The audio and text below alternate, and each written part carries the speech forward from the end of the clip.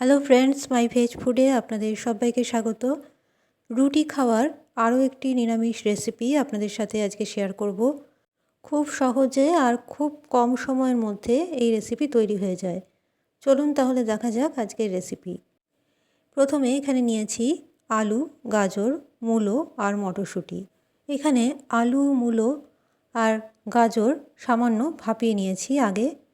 ভাপিয়ে নিয়ে জলটা ঝরিয়ে রেখেছি। এবার একটা কড়াইয়ের মধ্যে নিয়ে নিলাম 2 টেবিল স্পুন সাদা তেল। সাদা তেল গরম হলে এর মধ্যে দিয়ে দিয়েছি হাফ চামচের মতো পাঁচফোড়ন। পাঁচফোড়ন থেকে ভালো গন্ধ বেরোলে এর মধ্যে আগে থেকে ভাপিয়ে রাখা আলু, গাজর আর মূলো দিয়ে দিলাম। সঙ্গেই দিয়ে দিয়েছি মটরশুঁটি বা কড়াইশুঁটি।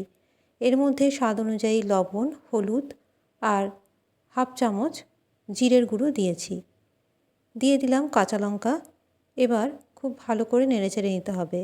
এখানে বলে রাখি, আমার চ্যানেলের সব রেসিপি সম্পূর্ণ নিরামিষ, পেঁয়াজ রসুন ছাড়া তৈরি করা হয়।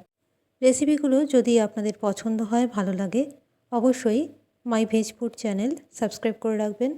সাবস্ক্রাইব করে পাশের বেল আইকনটি প্রেস করে অল নোটিফিকেশন অন করে রাখবেন। আমার চ্যানেলে নতুন বন্ধু হয়ে থাকলে চ্যানেলটি সাবস্ক্রাইব করে রাখবার অনুরোধ রইল।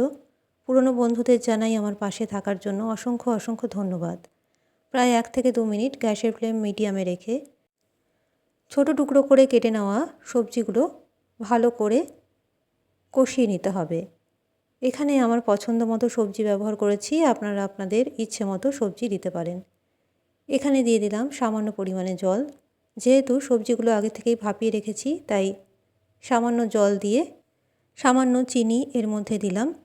ভালো করে নেড়েচেড়ে একটা ঢাকা দিয়ে ঢেকে রাখবো প্রায় 2 থেকে 3 মিনিটের মতো, গ্যাসের ফ্লেম মিডিয়ামে রেখে। 2 থেকে 3 মিনিট হওয়ার পরে ঢাকাটা সরাচ্ছি। শীতের সবজি দিয়ে তৈরি রুটি বা পরোটা খাওয়ার এই নিরামিষ তরকারি অবশ্যই বাড়িতে একবার বানিয়ে দেখুন। সকালের জলখাবার হোক বা রাতে রুটি পরোটার সাথে খাওয়ার তরকারি হোক, খেতে দারুণ স্বাদের হয়। এর উপর থেকে ছড়িয়ে দিচ্ছি বেশ কিছুটা ধনেপাতা কুচি। খুব সহজে আর কম উপকরণে, কম মশলায় তৈরি আজকের এই নিরামিষ তরকারি আপনাদের কেমন লাগলো কমেন্ট করে অবশ্যই জানাবেন। ভালো লাগলে একটা লাইক করতে ভুলবেন না। আমার ফেসবুক পেজ মাই ভেজ ফুড আপনারা ফলো করবেন। বাড়িতে একবার অবশ্যই তৈরি করে দেখুন আজকের রেসিপি।